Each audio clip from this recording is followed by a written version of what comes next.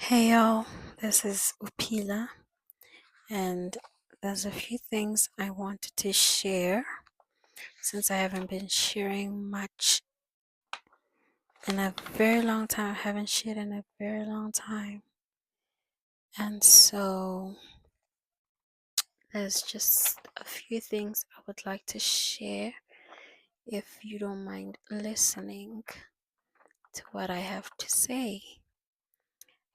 Um, I like to write, so sometimes when the Holy Spirit gives me a word or something to say, I write it down, and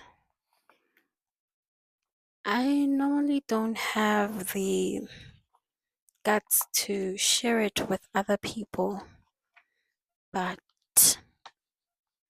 I feel like I'm ready now to start sharing what the Holy Spirit reveals to me or what the Holy Spirit says to me.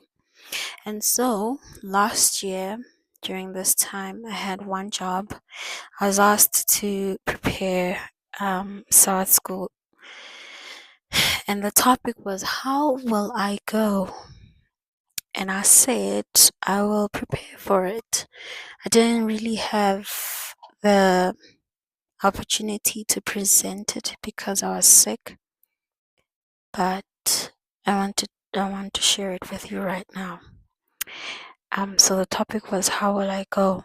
And I was reminded by the topic that when I was young, um, I never wanted to be the princess because that was too easy. It felt like every young girl wanted to be the princess.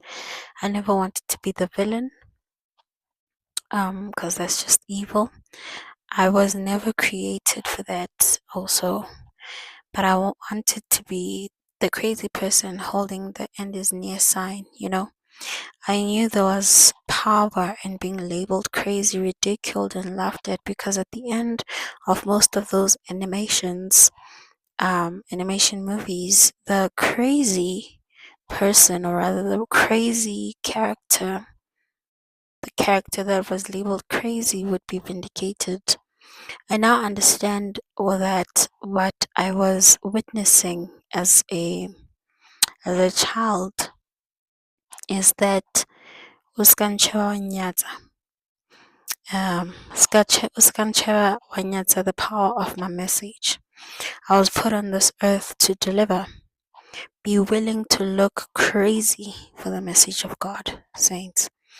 Be a fool for the savings of soul, you know, and the glory of God, because one day your message that God gave you to deliver will either have saved someone or revealed someone who laughed and ridiculed you as the fool. Noah did it. I mean, they laughed at him, you know. But he was proven to be part of the wise because he didn't have that abantu bazotini syndrome. Instead, he became who God needed him to be, and he and his family was saved from the flood. The world did not believe from the flood that the world did not believe would ever come, you know. And I know that sometimes we get so comfortable in in our daily activities that we kind of shut down the voice of God, the conviction of the Holy Spirit telling us what to do, when to do it, how to do it. And also, I think for the longest time I had struggled with the concept of perfection. And I then later realized that there is no perfection without God, you know? And I'm gonna give you a couple of verses, just two verses. That's First Peter 1, verse 13 to 25, and First Peter 2, verse 1 to 30. When Jesus says go, that is a command for action, you know. And I also found out an interesting fact that the word go appears 1,542 times in the Bible. Our message, our purpose in this life is not to mind your business and be idle, but it is to go, right? And I think for the longest time also, I have been sitting stagnant, not wanting to go because I thought I'm just waiting on the Lord. And I read somewhere today that also waiting for God, um, using that excuse in order for you to not do what you were called to do on this earth is also disobedience. It's not obedience. And so we are called to go and not to be idle. God told Noah to go build an ark, and he did.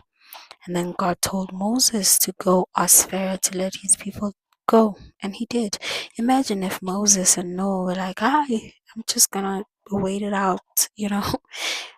I think the children of Israel would still be in Egypt today.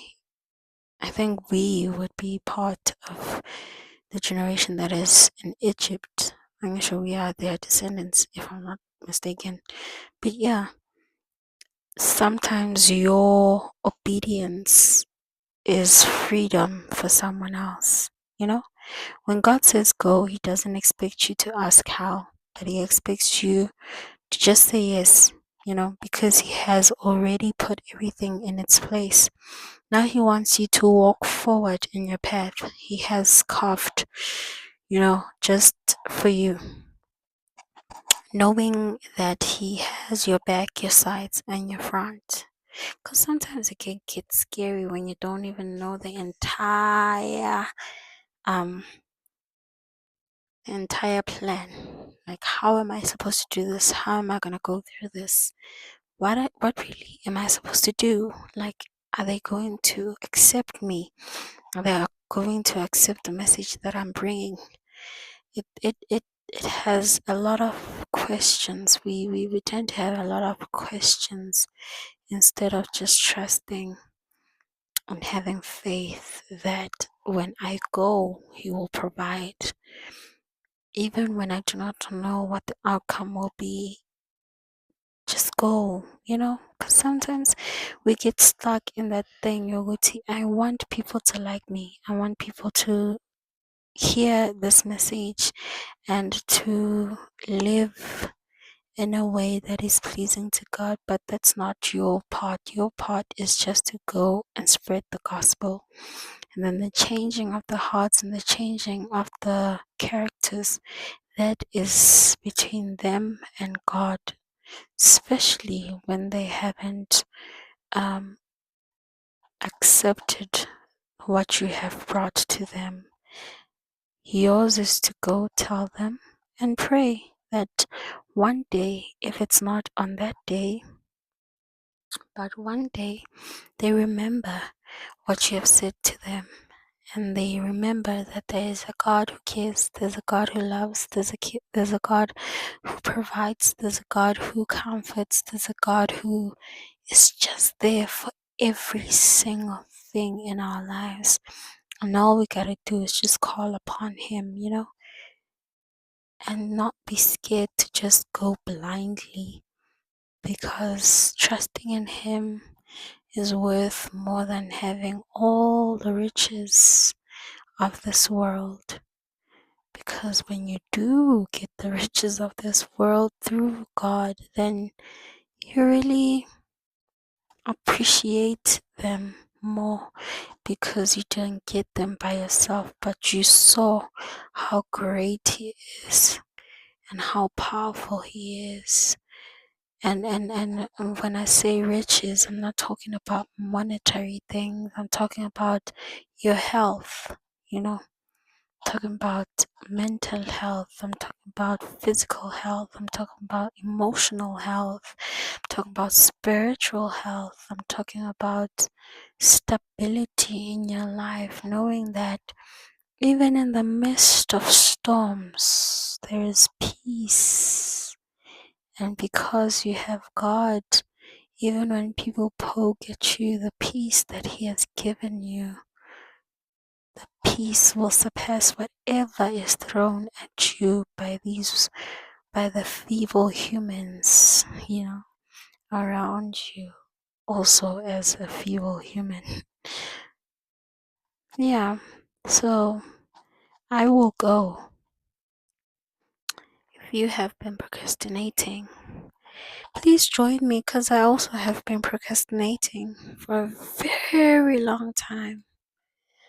So now it's time for us to stand up and go.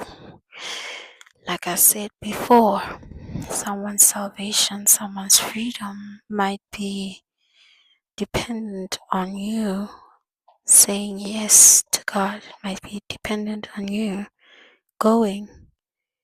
Go ye therefore and preach to all the nations, baptizing them in the name of the Father, the Son, and of the Holy Spirit. So therefore, let us go. I love y'all. Please share, like, subscribe. Peace.